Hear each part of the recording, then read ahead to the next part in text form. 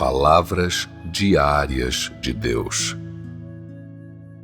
No início, orientar o homem durante a era da lei do Antigo Testamento era como orientar a vida de uma criança.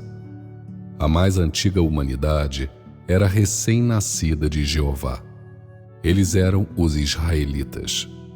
Eles não tinham entendimento de como reverenciar a Deus ou de como viver na terra. Em outras palavras, Jeová criou a humanidade, isto é, criou Adão e Eva, mas não lhes deu as faculdades para entender como reverenciar a Jeová ou seguir as leis de Jeová na terra. Sem a orientação direta de Jeová, ninguém poderia saber disso diretamente, pois no princípio o homem não possuía tais faculdades. O homem sabia apenas que Jeová era Deus, mas, no que diz respeito a reverenciá-lo, que tipo de conduta poderia ser chamada de reverenciá-lo, com que tipo de mente alguém deveria reverenciá-lo, ou o que oferecer em reverência a ele, o homem não tinha ideia alguma. O homem sabia apenas como desfrutar daquilo que poderia ser desfrutado entre todas as coisas criadas por Jeová. Mas, em relação a que tipo de vida na terra era digno de uma criatura de Deus, ele não tinha a menor ideia.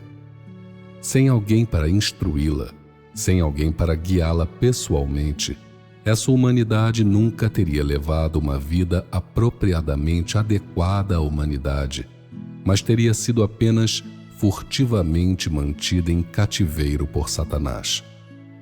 Jeová criou a humanidade, isto é, criou os antepassados da humanidade, Eva e Adão, mas não lhes concedeu qualquer intelecto ou sabedoria a mais. Embora já estivesse vivendo na terra, ela não entendia quase nada. E assim, a obra de Jeová de criar a humanidade havia sido realizada apenas pela metade e estava longe de ser completa.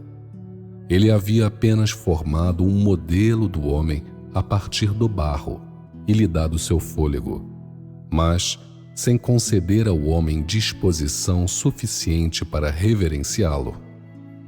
No início, o homem não pensava em reverenciá-lo ou temê-lo.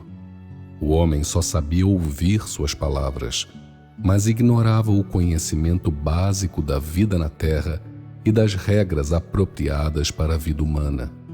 Assim, embora Jeová tenha criado homem e mulher e concluído o projeto de 7 dias, ele de modo algum completou a criação do homem, pois o homem era apenas uma casca e carecia da realidade de ser humano.